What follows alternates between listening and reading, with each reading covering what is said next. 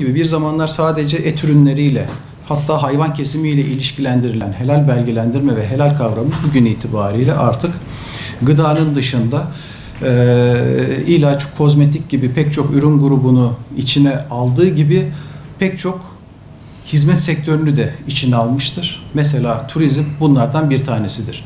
Ve işin içine finans da dahil edildiği takdirde karşımıza çok büyük bir ekonomik büyüklüğün çıktığını da hep birlikte görmekteyiz.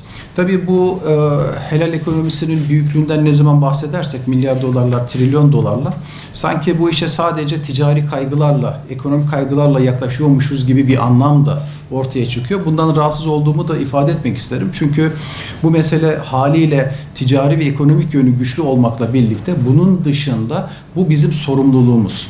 Eğer bugün dünyada yaşayan Müslümanlar dünyanın neresine giderse gitsin o ürünün helal olup olmamasıyla, üzerindeki helal logosunun gerçek olup olmaması noktasında kafalarında soru işareti varsa bu hepimizin sorumluluğunu arttıran bir husustur. Maalesef biz Müslüman dünyası olarak helal gibi temel bir kavramda bile üzerinde anlaşabildiğimiz, belgelendirme ve denetim mekanizmasını kurabildiğimiz bir alan değildir.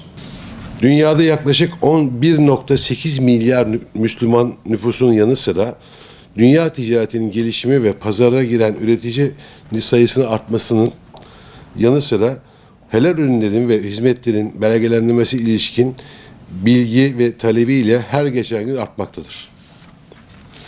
Buna paralel olarak dünya helal gıda pazarının yaklaşık 7 trilyon doları aşmıştır. Türkiye bu pazardan yalnızca 100 milyar dolar civarında pay almaktadır. Bundan dolayı son yıllarda hayatımızda helal gıda kavramından daha ön plana çıkmıştır. Helal gıda kavramı günümüzde sadece gıda olarak düşünmemek lazım. Finans, tekstil, sağlık, kozmetik, lojistik, turizm gibi oldukça geniş sektörlere ve geniş bir yelpazeye sahip.